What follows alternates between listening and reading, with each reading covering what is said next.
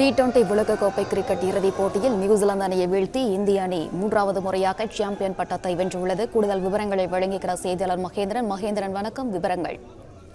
T20 உலகக்கோப்பை வரலாற்றில் முதல் முறையாக ஒரு அணி மூன்றாவது முறையாக கோப்பையை வென்றிருக்கிறது.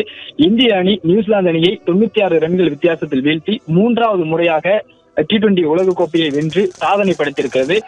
இந்திய அணிக்கு இந்திய பிரதமர் நரேந்திர மோடி வாழ்த்து தெரிவித்திருக்கிறார்.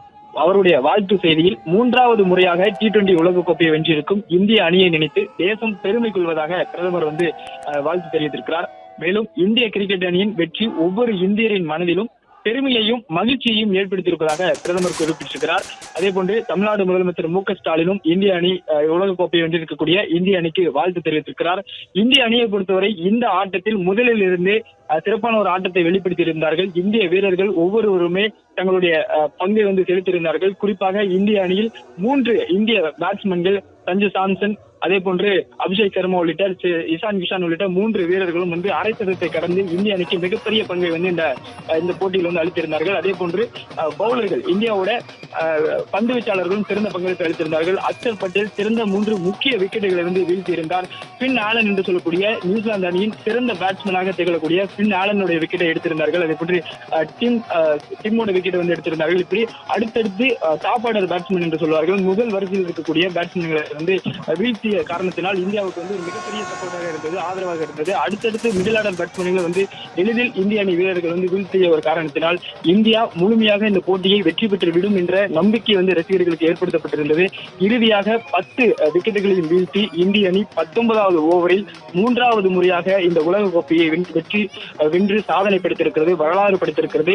ஒரு அணி 2 முறை, அதாவது ஒரு முறை வென்ற பிறகு அதன் பிறகு பல ஆண்டுகள் கழித்துதான் மீண்டும் ஒரு அணி 2வது முறையாக கோப்பையை வென்றிருக்கிறது. அடுத்தடுத்து 2 முறை கோப்பையை வென்ற வரலாறு இதுவரை T20 உலகக்கோப்பை வரலாற்றில் இல்லை. முதல் முறையாக அந்த சாதனையையும் இந்தியா படைத்திருக்கிறது.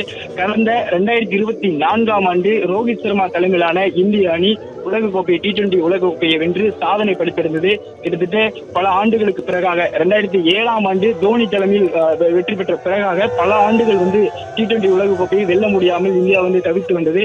அந்த தவிப்பை 2024ஆம் ஆண்டு ரோஹித் சர்மா போக்கினார். அதன் பிறகாக அடுத்த 2 ஆண்டு காலத்திலேயே 2026ஆம் ஆண்டு இந்த ஆண்டு இந்திய அணி மீண்டும் உலகக்கோப்பை வென்றிருக்கிறது. ஒரு அணி தொடர்ச்சியாக அடுத்தடுத்து 2 முறை உலகக்கோப்பையை வெல்வது இதுவே முதல் முறை. இந்த சாதனையை இந்திய அணி படைத்திருக்கிறது.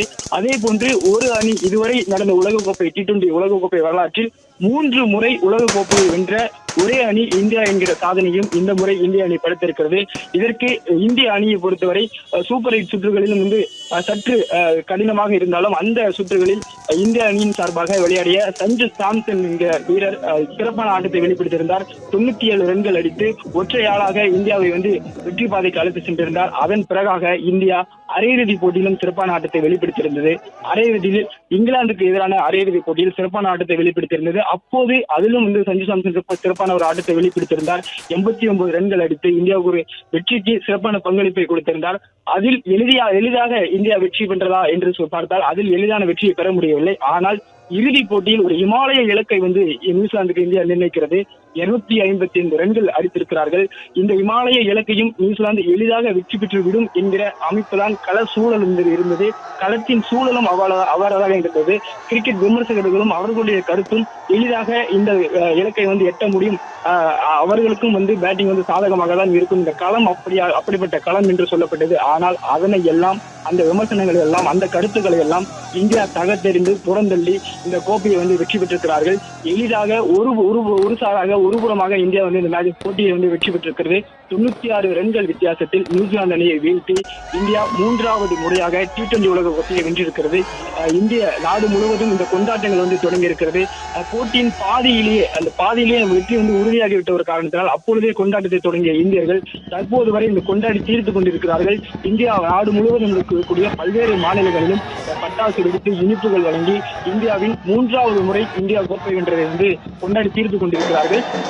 இந்திய பிரதமர் நரேந்திர மோடி வாழ்த்து தெரிவித்திருக்கிறார். தமிழ்நாடு முதலமைச்சர் மு.க. ஸ்டாலின் வாழ்த்து தெரிவித்திருக்கிறார். இதுபோன்று இந்தியாவின் ஒவ்வொரு தலைவர்களும் அரசியல் கட்சி தலைவர்களும் இந்தியாவின் இந்த 3வது முறை உலகக்கோப்பை வந்து வெற்றி பெற்றதற்கு வாழ்த்து தெரிவித்திருக்கிறார்கள்.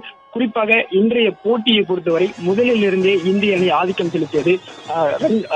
ரன் அடிப்பதிலும் சரி, விக்கெட் எடுப்பதிலும் சரி, இந்திய வீரர்கள் சிறப்பாக செயல்பட்டனர். ஒவ்வொரு தனி வீரராக குறிப்பிட்டு சொல்லக்கூடிய வகையில் இல்லாமல் ஒவ்வொரு வீரரும் சிறந்த தங்களது பங்களிப்பை வந்து வழங்கியிருந்தார்கள். பிளே ஸ்டோர் மற்றும் ஆப் ஸ்டோரில் இருந்து பாலிமர் செயலியை QR கோடு மூலம் பதிவிறக்கம் செய்யுங்கள். செய்திகளை உடனுக்குடன் பெறுங்கள்.